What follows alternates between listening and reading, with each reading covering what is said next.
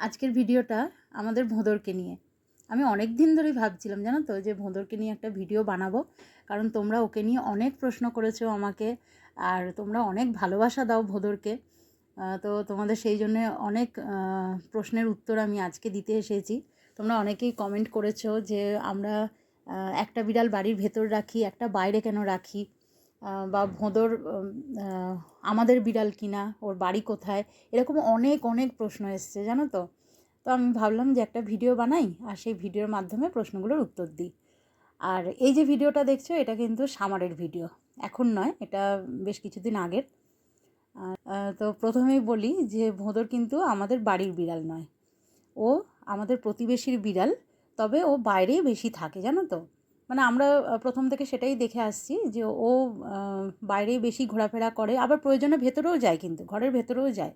ও মানে বাইরে ভেতরে এরকমই করতে থাকে। তো এখন যে এখানে পরিস্থিতি স্নোফল হচ্ছে, এই সময় কিন্তু ও নিজের ইচ্ছাতেই বাইরে আসে, আমাদের কাছে আসে, যেহেতু এখন আমাদেরও খুব ভালোবাসে আর আমরা তো খুবই ভালোবাসি ভোঁদরকে। তো সেই জন্য ও আমাদের কাছে আসে, এই কষ্ট করেও আসে, বরফ ডিঙিয়ে আসে। আমরা একটু ঘরের ভেতর ওকে ঢোকাই, একটু মাঝে মাঝে পচকার সাথে খেলা করে, এইরকম আর কি। তো ও কিন্তু আবার ঘরের ওদের বাড়ির ভেতরে চলে যায়। তো এইরকমইভাবে চলে আসলে ভোঁদর না, ঘরের ভেতর খুব একটা থাকতে চায় না। আমরা এর আগেও দেখেছি যে আমরা হয়তো ভেতরে ওকে একটু মানে খাওয়ালাম, ভেতরে খেলো, কিছুক্ষণ পরই না ও দরজার কাছে চলে যায় বাইরে বেরোবার জন্য। খুব একটা ঘরের মধ্যেও থাকতে পছন্দ করে না, ও বাইরে ঘুরতে খুব ভালোবাসে। মানে সারা সামার তো ও বাইরেই ঘোরে।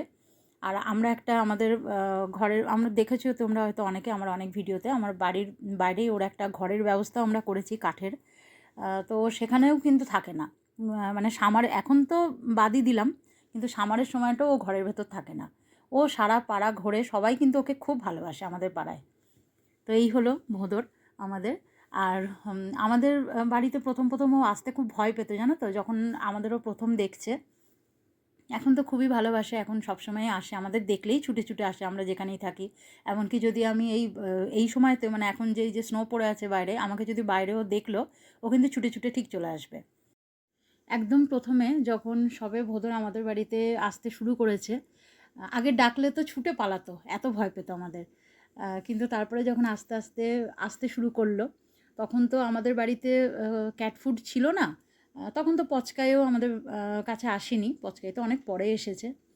তো ভোঁদর যখন আসতে শুরু করলো, তখন আমি কি করতাম, ক্যাট ফুড ছিল না বলে আমি একটুখানি মাছ সেদ্ধ করে তার সাথে একটুখানি ভাত চটকে ওকে খাওয়াতে চেষ্টা করতাম। ও কিন্তু প্রথম প্রথম একদিন দুদিন খেয়েছিল জানো তো, ভালোবাসছিল খেতে।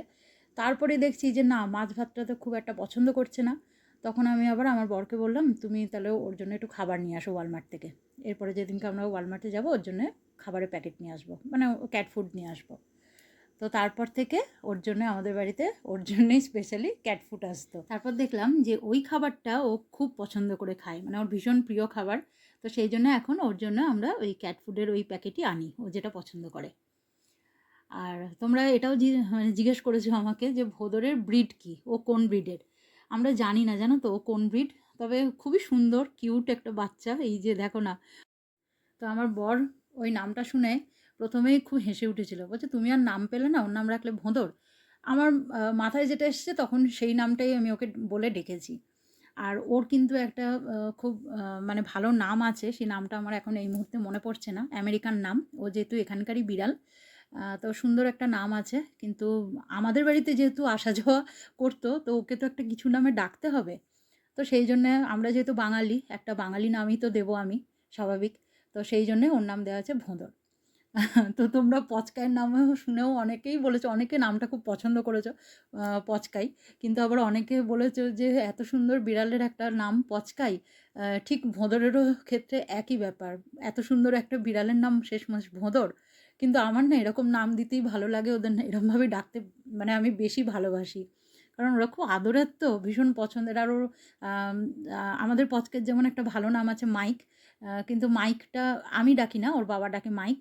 আর আমি ওকে পচকাই, পক্কা, পচকা এই সব নামেই ডেকে থাকি জানো। তো আমার বর খুব হাসাহাসি করে এই নিয়ে, ওদের ডাকগুলো শুনে। আর প্রথম প্রথম ভোঁদর বাংলা ভাষাটা একদমই বুঝতো না, জানো তো। স্বাভাবিক, ও তো এখানেই ছোটো থেকে বড় হয়েছে, কি করে বুঝবে? আমাদের সঙ্গেই হয়তো প্রথম ওর বাঙালি ফ্যামিলির সাথে মেলামেশা। তো বাংলা তো একদমই বুঝতো না। আমি যখন ওকে কাছে আসতে বলতাম, আয় বলতাম, ও না আসতো না, বুঝতেই পারতো না। তারপর যখন দেখলাম কাম বলতাম, ঠিক চলে আসতো। তো এই রকমই। তবে আমাদের সাথে থেকে থেকে আস্তে আস্তে ও বাংলা ভাষাটাও ভালোভাবে আয়ত্ত করে নিয়েছে, জানো তো। খুব স্মার্ট ছেলে।